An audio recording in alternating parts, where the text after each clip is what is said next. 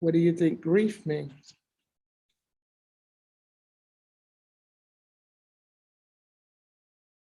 Sadness.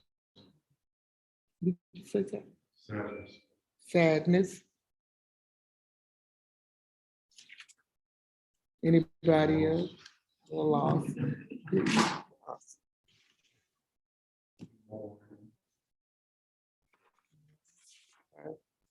Not always mourning death. Grief. Still to be in a lowly state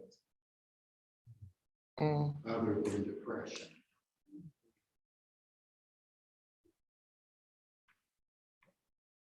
I definitely think that it is the type of emotion that you experience when you've lost something of value, something that, you know,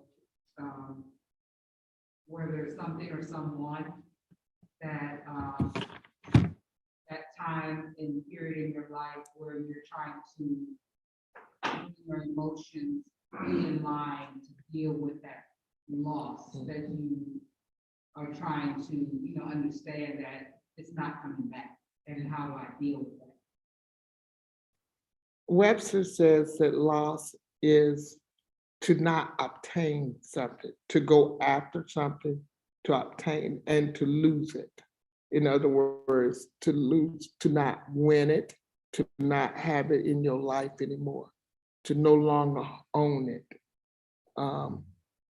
Grief is sorrow, but it is the emotion tied to the absence of something that was of importance to you. Grief is always an emotion. Loss is not an emotion. Grief is the emotion tied to the loss. Loss happens in 4 different areas of our lives, in every area of our lives: spiritually, emotionally, financially, physically. You can lose in all 4 areas. And I want you to think tonight, it's easy for us to identify loss in someone else's life. But tonight, I want you to think of one, just pick one: emotional, spiritual, financial, I don't care which one. But I did this exercise myself, and I thought of everything that I had lost in one area of my life. And I mentally, if you've got a pencil and a paper, you can write it down or you can mentally keep it. But I literally thought of that because the book says, if we look at the first page, it says, let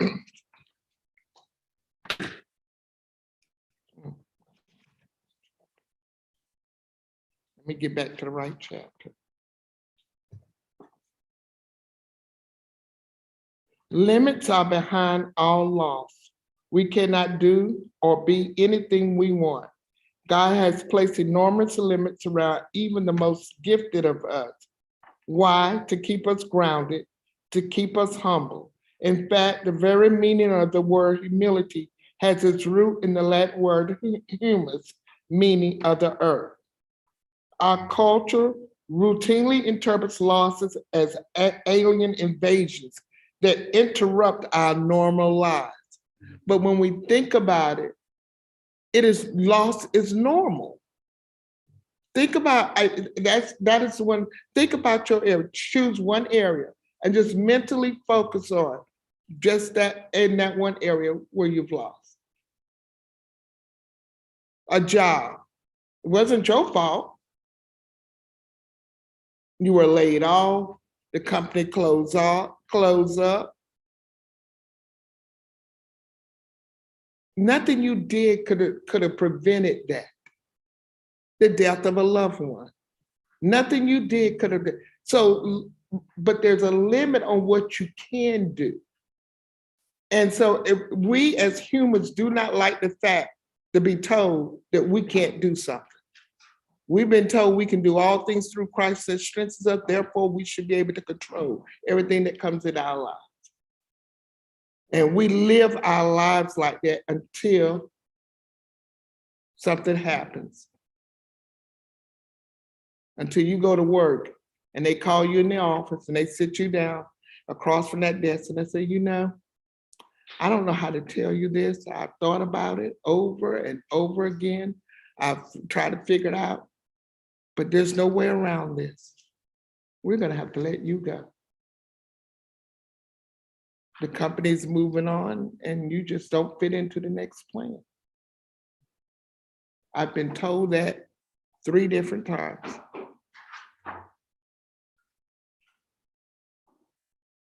Three different times I've been told that. My last 3 jobs, well, not my last one, but in my field, in engineering, it told me that. After 9/11, we just don't have the work for you. Not that I did, I didn't bring on 9/11. I didn't bring it on, I didn't cause it, but we were in airport engineers and all the, nobody, airports was like, hey, everything's on hold. Forensics on hold, transportation on hold. So they didn't need the engineers, so that, hey, and here I was the office manager, and you had to make a choice. There was one person underneath me and one person older that was in years of service. One person had less years of service, the other one had more years of service. But in the reality, my job was the one that was the balancing act between the two, and I was the one that handled all of the engineers. And if the engineers didn't have a work, they didn't need that person. 8 years later, different job, the same thing.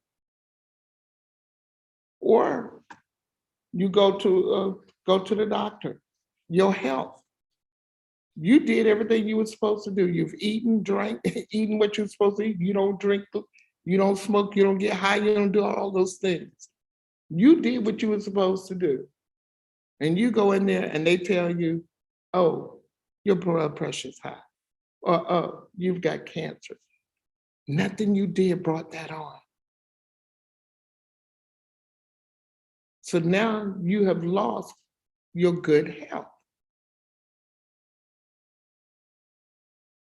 Children leave home. One of the biggest loss for a parent is when you come to that point when you're an empty nest. I remember the day that Ed and I walked in our house. It was a good day, but it was also, we walked in the house and our last child had moved out of the house. The house was totally quiet. It was a good thing in the sense that he could do what he wanted to do.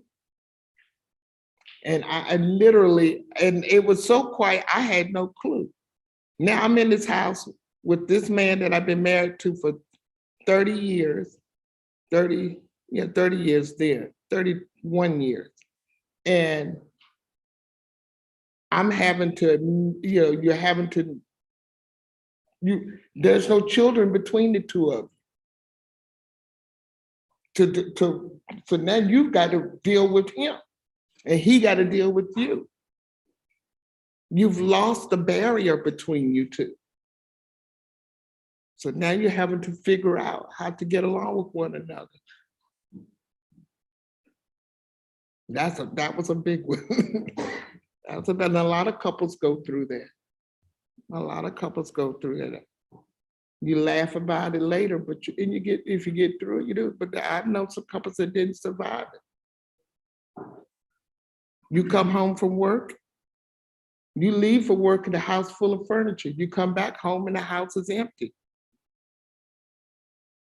And there's a note on the kitchen table.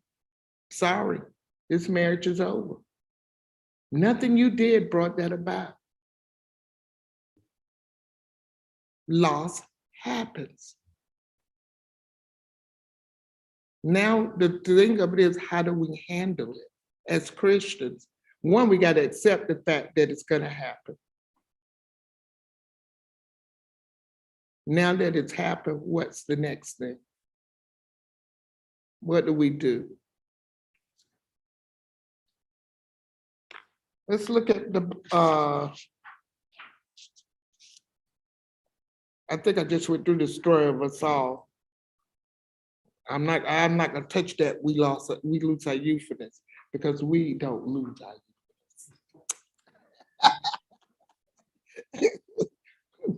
We are totally different generation. It says here, look at the, well, my book's the top of page 137. It says we lose our illusions about this. Well, I'm gonna start at the bottom. Finally, we lose our wrong ideas of God and the church. This is a big one. Because when I said we lose in 4 areas that I use spirituality, I saw looks like, huh? But look, finally, we lose our wrong ideas of God and the church. Thank God. What makes this so difficult is how much we invested of our lives into a certain way of following Jesus, into certain applications of biblical truths, only to realize much of it was foolishness or perhaps even wrong. We feel betrayed by church tradition, a leader, or even God himself. We realize God truly is much larger and more incomprehensible than we thought. We lose our illusions about this new family that we have joined. Comments on that statement?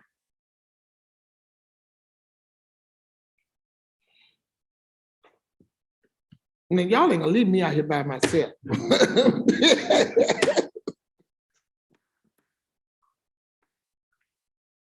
Because I start calling people. I'm real good about doing that. I get in teacher mode right now. Right now I'm in facilitator mode, but if I go in teacher mode, I'm gonna start pointing out.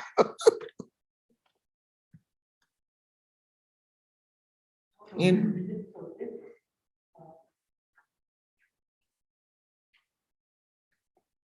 The chapter 7 is our chapter 5. yeah, I chapter 7 show chapter 5. What page? And my book, do you have a title that says "The Story of Us All"? So it's on page 119 in your book. Thank you. And it should be 1, 2, 3, 4, 5, 6, about the 7th paragraph down. Am I right, Jeff? You can start, what you read, start on page 1. Oh, that's Okay. the top, okay. Mhm. Okay, So what are any comments? What do you think? Have you experienced it? Like the author, I think that it's good sometimes that we lose the illusion that we have of church people being perfect. Because everybody, as long as you're a human being, you're not perfect. We just have a perfect Father that we can go to and ask for forgiveness of our sins, but there's no perfect person. And sometimes, unfortunately, you know, if we place all our hope and dreams and everything in a person, and if they disappoint us or they fall or they don't do what we feel like they should have done as a Christian, then for some it can just set their world at, you know, they're at a loss, you know, because like I had all of this, you know, high esteem, and it's not that you don't esteem the men and women of God highly, but you don't put them in a place where God should be. God's perfect. We're not. We will make mistakes. We will disappoint one another. We will fall. And I think that it helps us to understand that, because if you don't, it's just, I've seen people fall out with people in church that's like, oh, well, you know, I thought you was this and that, and you're not. But again, we're human beings, and we, you know, we have to ask for forgiveness as well. One of the first things I learned when I first got saved, I had a female bishop, and Bishop Nesbitt just, I was in awe of her. And I was sitting in church one night and the Lord gave me a picture. Bishop Nesbitt said, "I'm human just like you are." She said, "I hurt like you hurt. I feel bad like you." She said, "I even fall." And I couldn't accept that at first. And I kept looking at her and I was like, oh. And the Lord gave me an image of her. And in the image, she had clay, in the vision, And then, because what I saw was this woman of God who literally, I mean, if you was in your house doing something wrong, and I've experienced it, or you over there fussing or not doing what you're supposed to, you get your phone ring and it turn on the other side saying, okay, what you doing? I see you in prayer. I saw you. I hear you. And she sent people by my house because Sister Vanessa wasn't always so calm natured. She really wasn't. And bless my poor husband's heart, he had to deal with it. Because I was unhappy. And when a person's unhappy, they react in ways they shouldn't. And Bishop Never sent the saints over to the house. She said, go over there and check on Sister Gilchrist. And they showed up at my house. I said, what you doing in there? And Lord knows I had set off World War III in my house because he didn't do something that I wanted. And they came in and they prayed for me. But so when for me, she was just, couldn't do anything wrong. But the Lord gave me a vision of her and she had clay feet. And the thing what he was telling me was never forget that a person has clay feet. Not realizing that years later, as I went down, that I was going to have to deal with pastors in the capacity that I had to, and see them in their humanness. I see them in their humanness. I'm sitting around the table with them, and because of who my husband was as associate pastor, in the circle that we went, husband and wives traveled together. The husbands didn't go, and the wives stayed. We did ministry together. And so when we sat down as couples, husbands and wives. And as him being the associate pastor, I was there. So I got to hear and got to see. And if I hadn't have been told, I got to hear their heart, but I got to hear their flaws too. And if God hadn't given me that, like what you said, I could have long since backslid, because I would have thought nobody was saved. I really would have. But they're human. And the same way God's grace is moving in my life and changing me daily, so it was in their lives. He's changing them daily. And I think that, I agree with you, Pat, that is a big one to lose. That's a loss we need to celebrate. The illusion that someone is perfect. And allow people to be human. I think that is a big one, and allowing us in the body of Christ to be human. Yes, ma'am. I think the word church, the church that I grew up in home, I had a specific idea of how church was supposed to be, supposed to run. And it took a long time for me to get used to different denominations and different churches. And that was shocking to me. Because I thought the only church was the church that I grew up in, was the real church. So it was like, it took years of, denominations and churches and beliefs, and the whole work. So when I think people see the word church, you have it built in your mind what the church should be like. Just piggybacking on what was said, maybe on that too, losing our wrong idea of God in church. We're to worship God in spirit and truth, but truth is relative. And so to lose our truth of how we worship God and who God is, it has to be relative. That's my truth. It's like the sister said here, that was her truth, how she grew up, and what she believed in God, how to worship.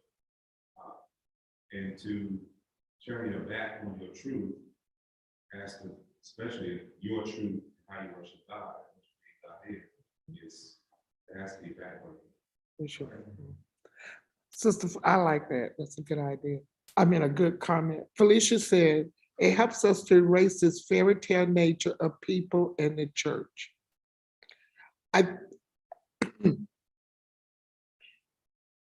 And that may be the reason why there are people that are if what is it? My opinion becomes my reality. My opinion becomes my reality. Whether it's right or wrong, it's who I am. It's my world. And to invade that world with something else forces me to make a decision whether to stay where I am or move, or to accept. And to piggybacking off of what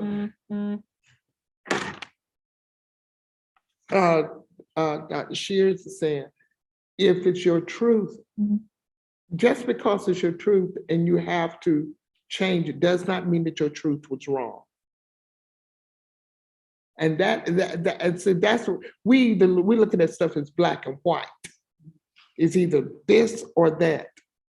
But just because something is different does not mean that it's yours was wrong. It's just different. And if we can see it that way, then loss wouldn't be so hard for us. Loss is a failure to gain or win, obtain, or to even utilize something.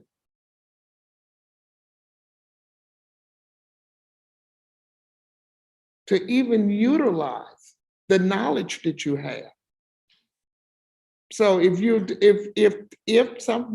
the truth that has been presented to you offers you a new way of looking at things and offers you a better life, and you refuse to do it, you refuse to accept it, then you lose out on the benefits of that truth. And that's a big one. What do you think?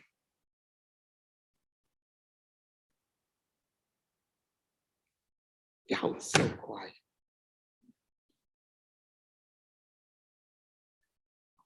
Go ahead. I keep thinking about in the last couple of minutes. You know, God is obviously multifaceted. You know, just because there's so many nationalities in this world that He's created, and cultures and backgrounds and styles and textures and sizes and shapes and everything, that even our truth, you know, we do a disservice to one another, to the whole world, by not embracing some of it. Because even it's quite obvious, even in some of the bad things that we've gone through, or people have gone through, misfortune, crazy things, that God's even turned those things around. You know, a lot of ministries, a lot of services, particularly have come from people that went through certain pain. You know, whether it's helping the homeless or you know, whatever. And you said something not too long ago, I guess in the beginning of the class, about, you know, loss and things like that, things knocking us off of our control, you know, where we feel out of control, such an alien, such a foreign thing, like it's not supposed to be this way. You know, I'm not supposed to lose this job, or I worked so hard on this project, or on my marriage, or my identity, whatever it is, you know. You know, human beings, we have a hard time being told no from whomever or whatever. We just don't like it. Our toddlers, Lynette, you remember when your twins, as they were growing up, they just didn't like none of it. You know, they didn't like to be, kids don't like to be told no. Exactly. You know, I don't know, it's it's a huge conversation to grasp, you know. Felicia says, change is pain, and some would rather not experience the pain to have a more excellent way. Grief and loss go hand in hand. You can't have loss without having grief. Grief is to feel or show a deep sorrow. When you're separated from something, it's something that's a part of you, you're gonna feel the pain of losing it. Even if it's a good thing that you lost it, it's still something has left, something that's no longer a part of you, something that it's annoyance. Because now that it's gone, now you got to figure out, all right, what's the next thing? So grief is another word for grief is trouble, believe it or not. And then that one threw me when I looked that up. Why is grief trouble? Think about your job and why they call it, you file a grievance. You're filing a grievance because of the trouble. Mm-hmm. Whether it's trouble of discrimination or trouble wrongfully accused, you know, wrongful, whatever, just wrong.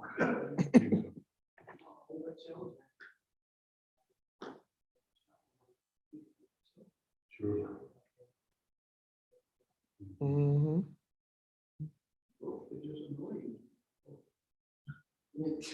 What you say?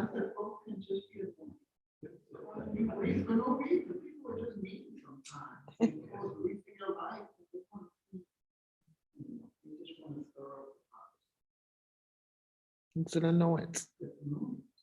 And so it's a part of our everyday life. And it's something that we can't avoid. Now, how we deal with it is different.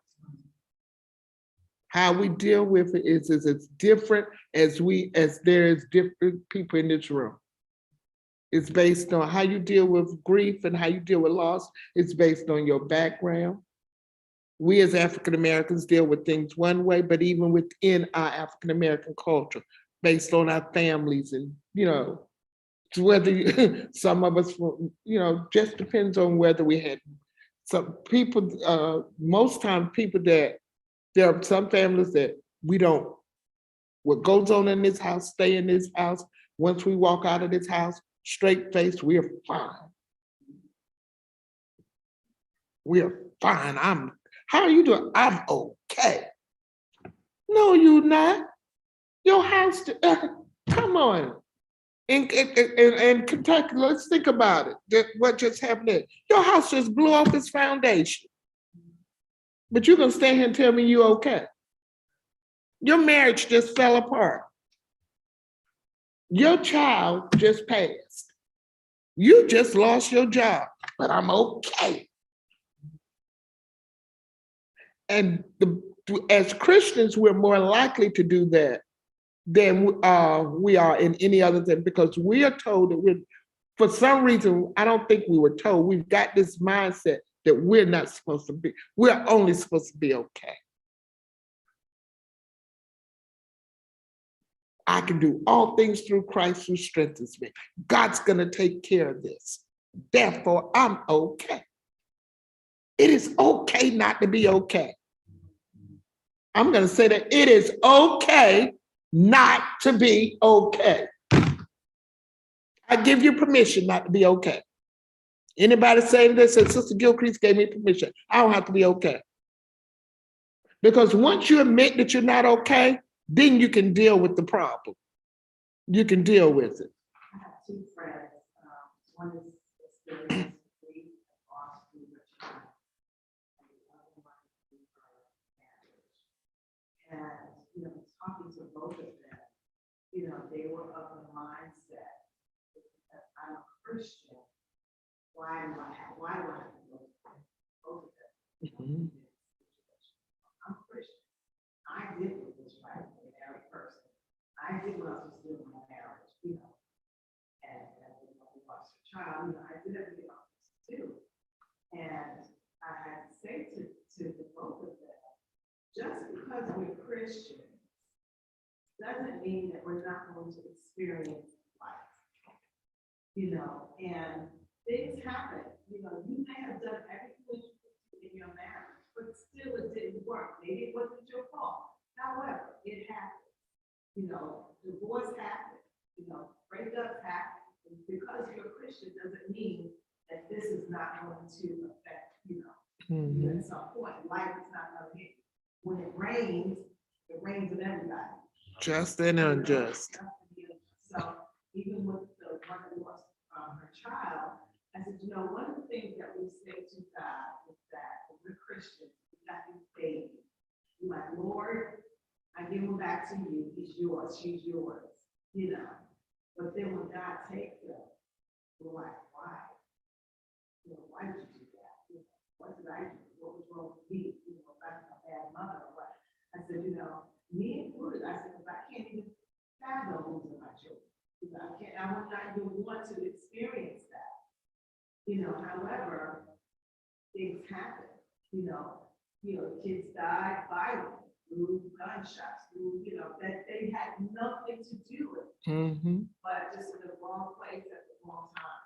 And so it's just life, and it happens.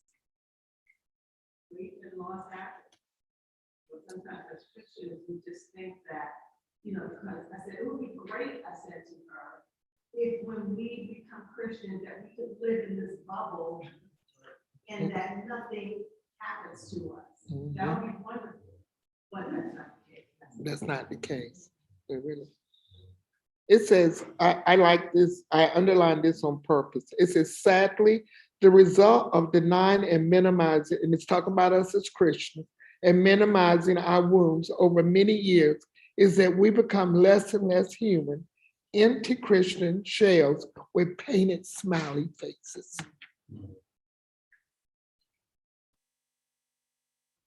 Excuse me. With painted smiley faces. Everybody has on that Sunday morning smile. But we don't know what's going on the inside. And the whole one of the things about this book is that we become whole in every area of our life. There's a word that we used a lot in the ministry that I came out of, scartos. Scartos means darkness. It means hidden agendas or to be hidden. And one of the things that we talked about a lot in our ministry, because the ministry was called Ministry Reconciliation, and you cannot be reconciled or come in harmony with somebody if you're not real with yourself and real with them, was that we tend to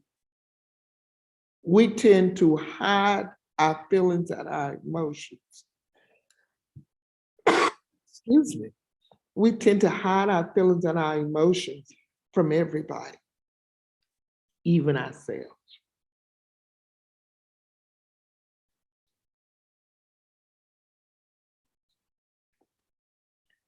What do you think about that?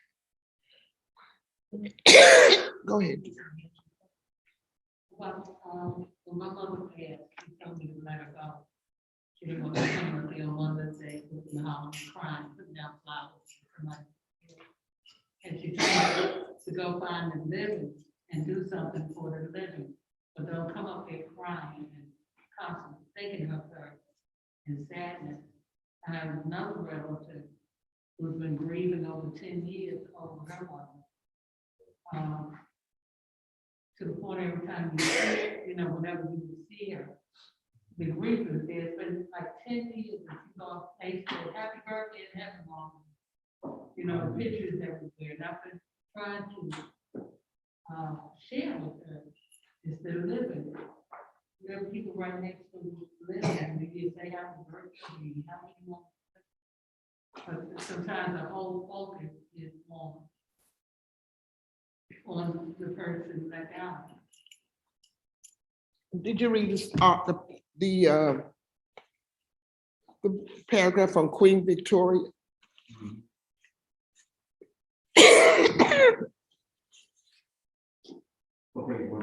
On page 121 in your book. She lost her husband, and she spent the rest of her life in deep grief. Her whole life. I call it being chained to the grave. As a widow, one of the things that I discovered in the sense, thank you, I've just got a minute, thank you. Thanks. One of the decisions I had to make, thank you so much, was that I could even circle this grave, this thing of being in this valley of death where my husband had passed. And then a year later, my grandson, so I had two back to back. And I could stay right there. I literally, or I could move away. A part of me wanted to move, another part wanted to stay. The reason why I wanted to stay was because I felt like I was doing him a disservice to move on. I felt like if I moved on, I would forget Eddie. And if I forgot Eddie, everybody else would. Same thing with my grandson, Zaire. I felt like if I moved on with my life, that it was as if their lives did not matter. And that as long as I stayed there, I was keeping them alive or keeping them for. So I'm gonna need all of this at the rate I'm going.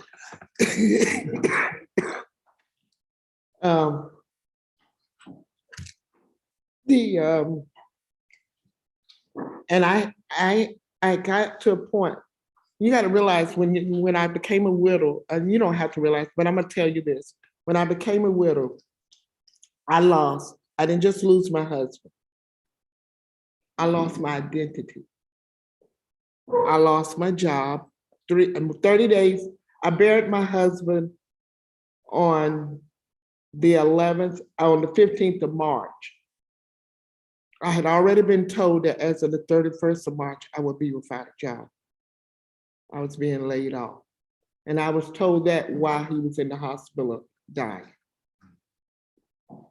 Then the church that we were in, the year before,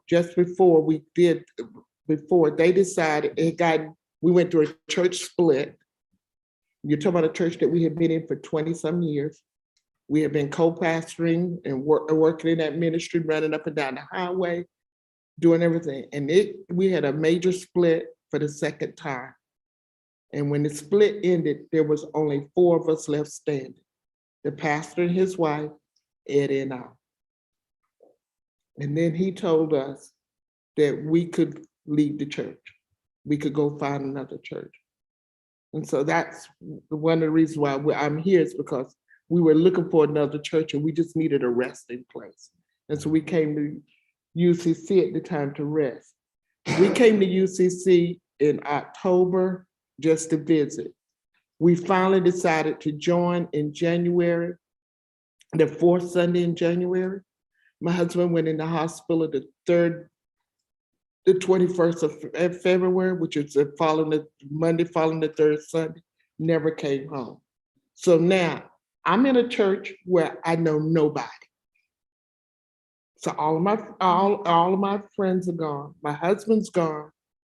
My job is getting ready to go.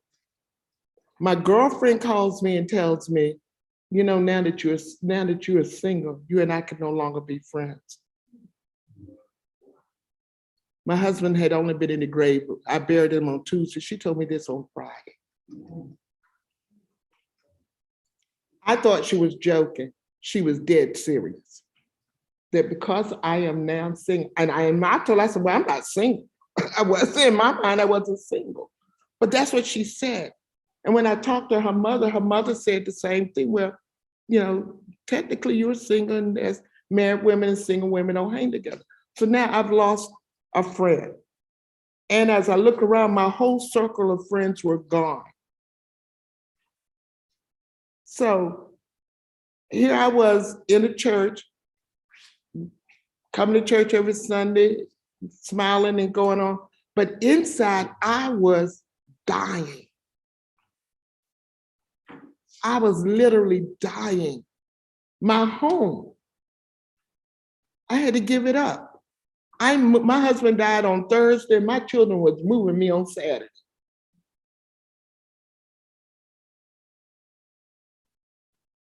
He had already put it in place. Mama can't handle that house. It was too much. Find her some place where she can stay by herself and she'd be okay. So him and my daughter had worked it out, my youngest daughter, and literally, my son had packed up the house and Eddie died on Thursday. Saturday morning, there was a moving truck up at the back door, at the front door. And they were moving before I could even get it. So you don't know the type of losses you can face.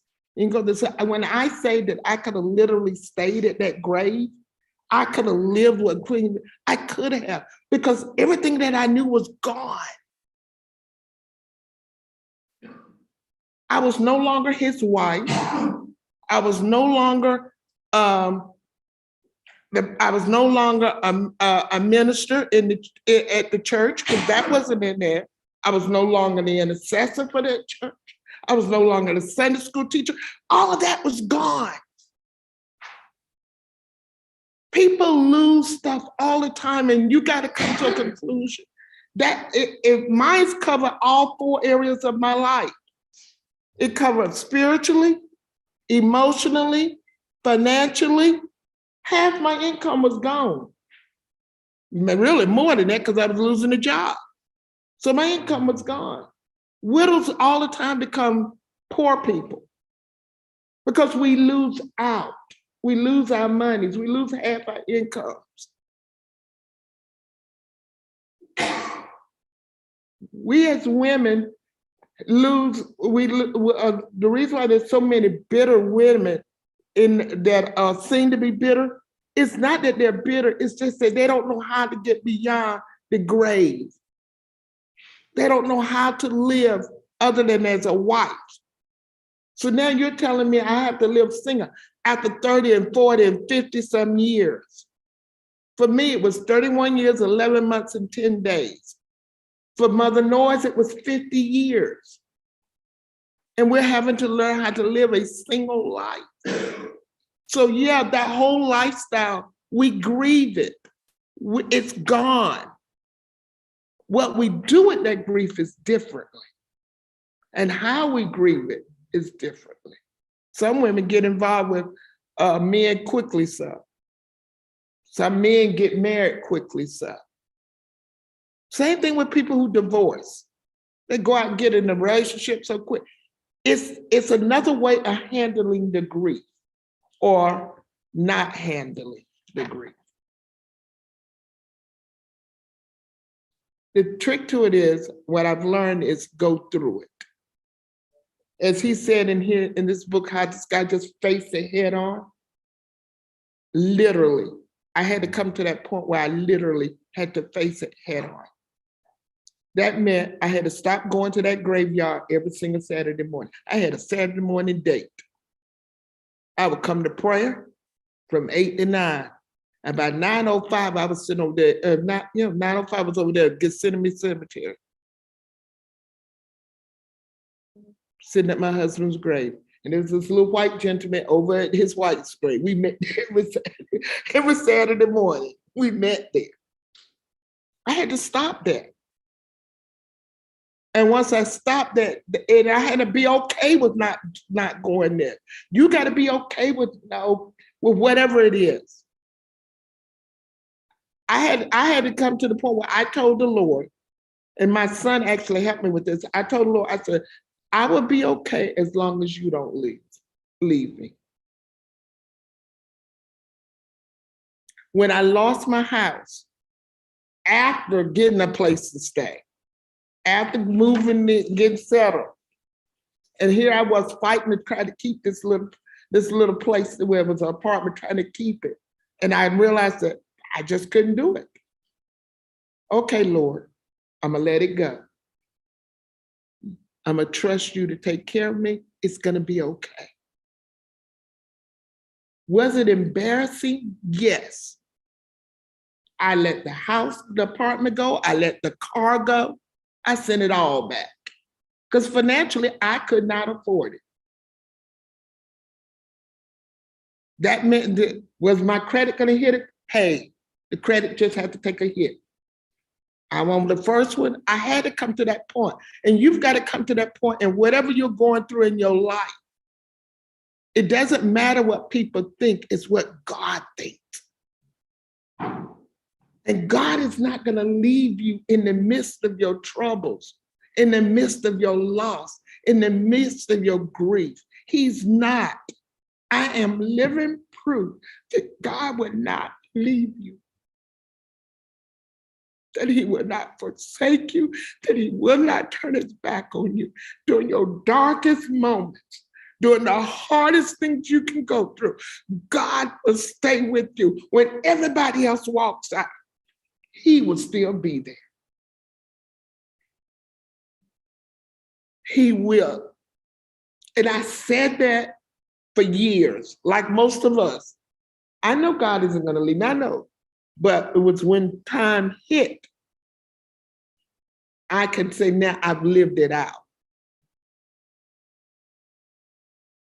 And if I'm going to get ready and close. And I'm going to read what Felicia's got here. But if anything else you don't get out of this here, I don't know where you are in your lives. I don't know what you're facing. I don't even know what you're gonna face. But I'm gonna tell you this, God will not leave you.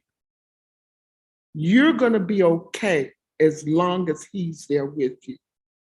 If you have to let everything else go, let it go, but hold to God. Hold to your relationship with him like it's like your life depends on it, because it does.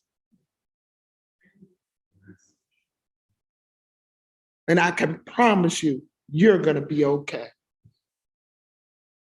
Maybe life may be a little different, but you're going to be okay. When my son told me, Mom, Dad was your husband, but God is your God, that thing hit. People will leave you. People will disappoint you. They don't mean to all the time. It just does. They just do. That's human nature. But even when God disappoints us, he's still there to take care of us in the midst of it. And the disappointment is because we didn't know what he wanted. It wasn't because it wasn't him, that's us. If we'd asked him, he would have told you that wasn't for you, but you didn't ask him. God will be there for you. He will not leave you. Felicia said, and as a widow, many of your hopes and dreams are tied to your husband. It is extremely painful, and we have to trust God even more. We have to stop trying to make people understand what they are not in a position to understand. People are never going to understand your loss. Felicia and I are both widows. Both of us have gone through the death of a spouse. Both of us have buried it. Both of us, we're on this journey together at different places, and we're dealing with our journey differently. But we're walking the journey.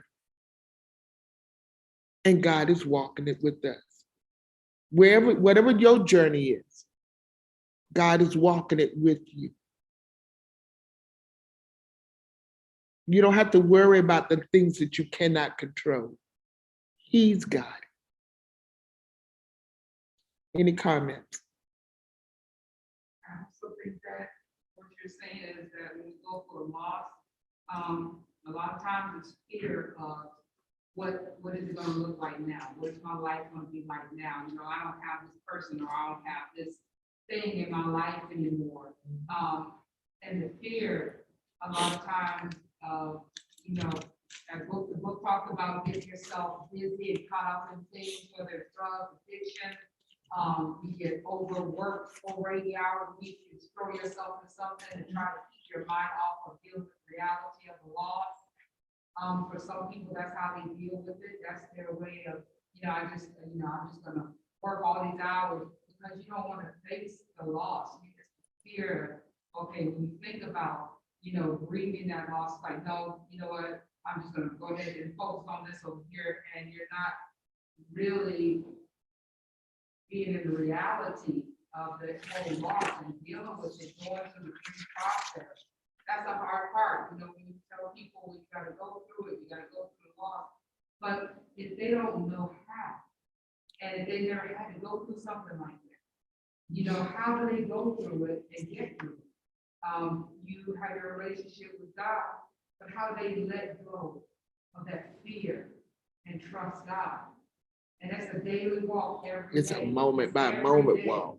that you gotta walk it out. And some days you don't even see, but you still gotta trust and believe. And then I believe it's important that you have that support.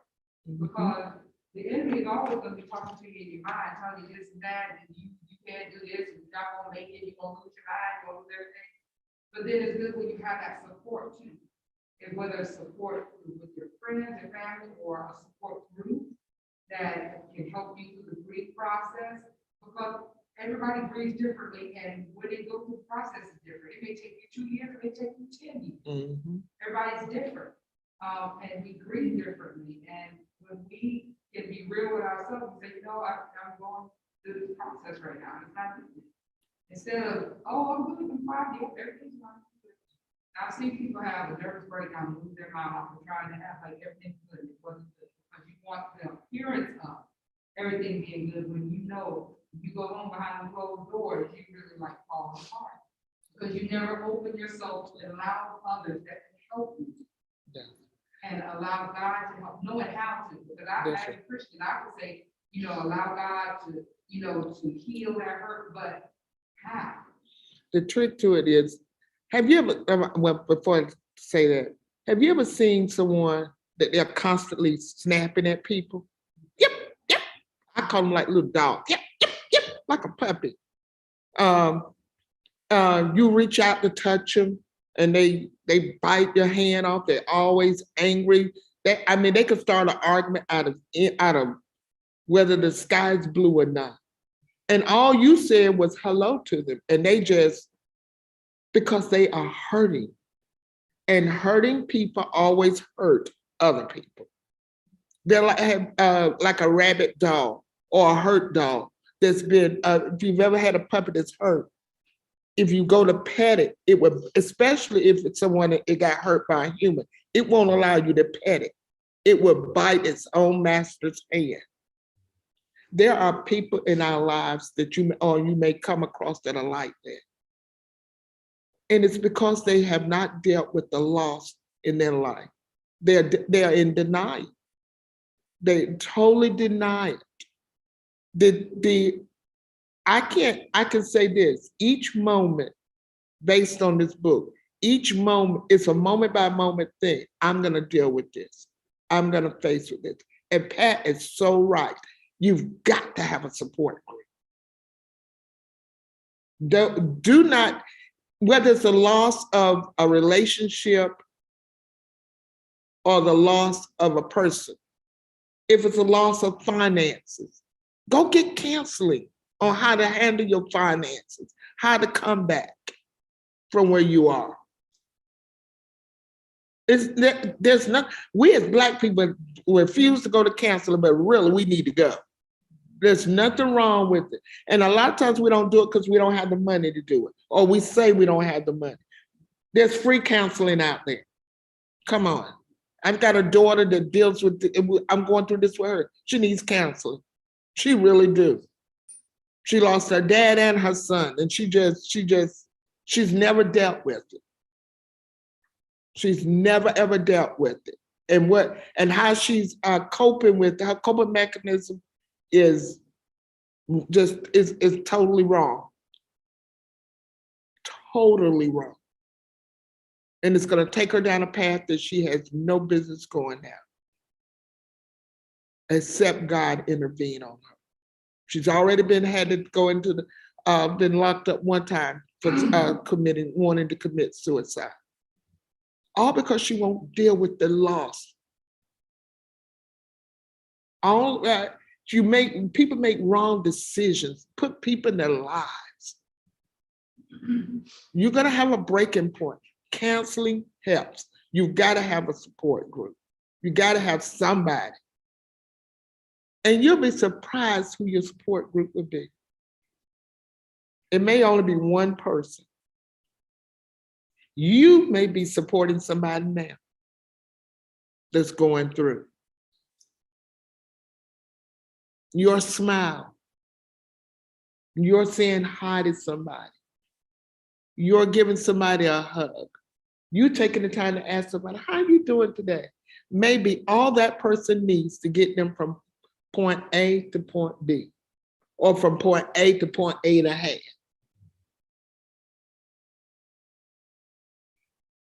We are each our brother's keeper. In that sense, we're each our brother or sister's support. Helping someone eat.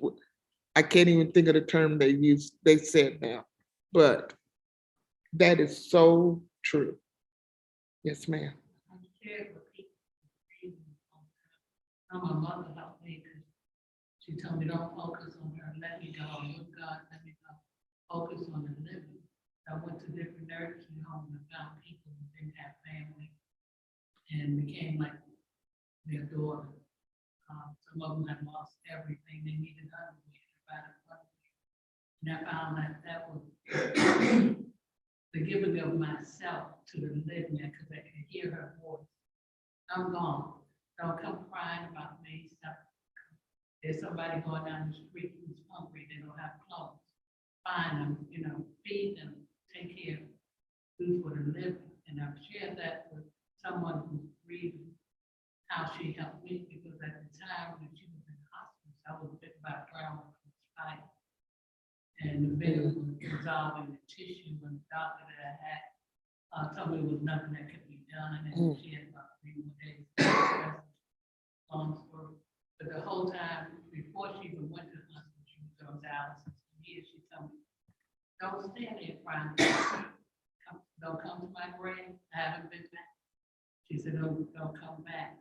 She said, the way you love me, remember me. Do for the living, find the have-nots. If a person says that, doesn't mean that's your reality. How you feel about it. And you're proud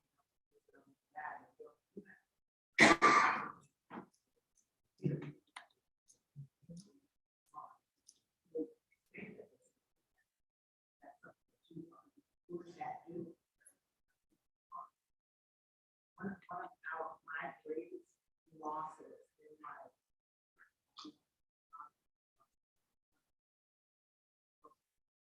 One of my greatest losses in life was when I lost my children. The issue about children lost. After having 2 years since that you have to take them back to the biological. I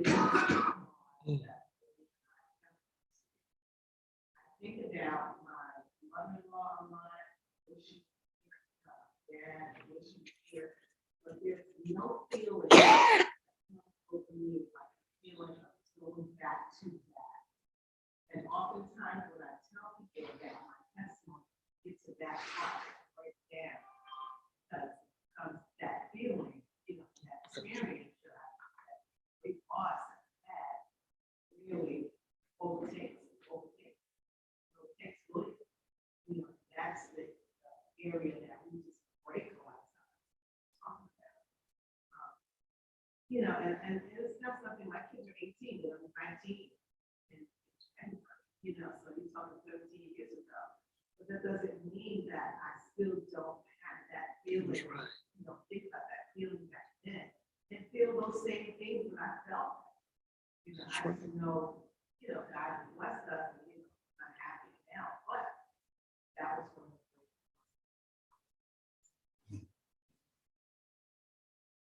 you can experience a form of natural death. we raised her from 1 and 2. And we had raised them, we were close with them. I remember we let them go back to work. And they spent that 30 days of with biological.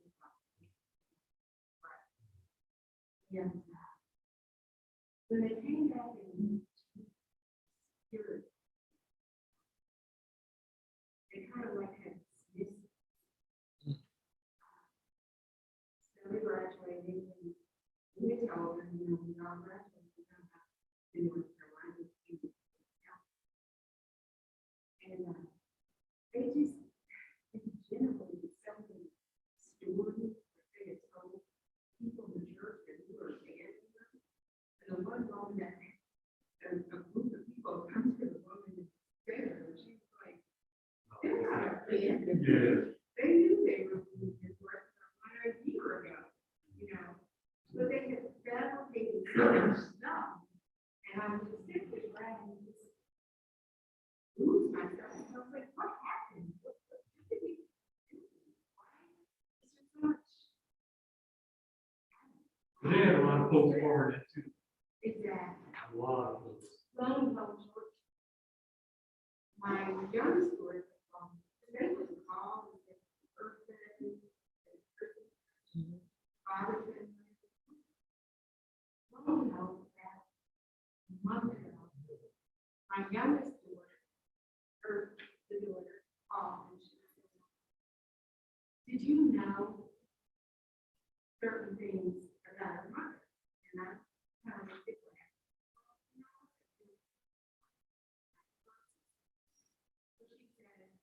her uncle had sent her a diary of her mother's journal. Well, her mother struggled with substance abuse. I know. She was talking, did you know she was pregnant with us and she was doing drugs? Did you know DSS was going to come here? Yeah, but they did. We got anyhow, right was. The last thing she said to us, I love you. I appreciate you. Because Gina, her mother, had put in the journal, I have 2 gardens that God had. Her whole disposition, it went from, I may not hear from you for 3-4 months. What are we doing here? What are we doing with this? Are we coming up? What should I get there? And it was like, but what I had to do was pray on it and let it go. Because God was the only person that was going to take it. And he came to, I felt, he came to them through this journal, and it was her mother's words. So it wasn't from me, it wasn't from the family members, it wasn't from people that had poured into her. She read it. And it changed her whole existence. And I was only through God, because I had to let it go, because it was eating me up inside. Father, both. I was like, what was going on? It's right by you, good by you. But Yeah. look out, it's changed the whole thing. Now, I say that now, I don't know, you know, we like different.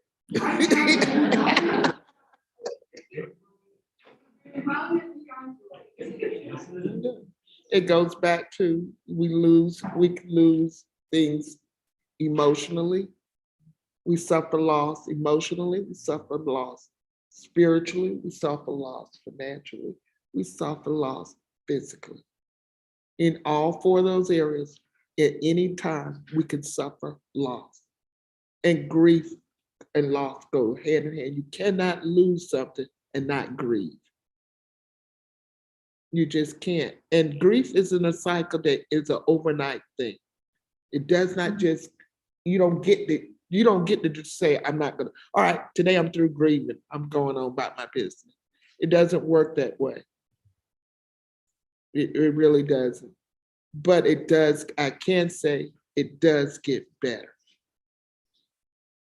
It does get better. The pain of it, I think the pain, we constantly remember the pain of it to remind us of what we've come through, one.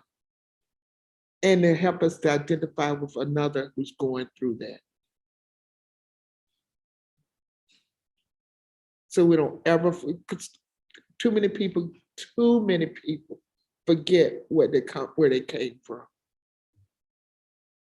and what God has done in their lives. Tonight, I pray that you would never, ever forget all that God has done in your life and all that he's doing. And that you hold him like you've never held him before, close to your heart. I pray that he would direct your path and direct your footsteps. I pray that any loss that you have faced, is facing, or will face, that you would see his love and his compassion in the midst of it. I pray that his peace will always be your companion in the midst of everything. This is a journey.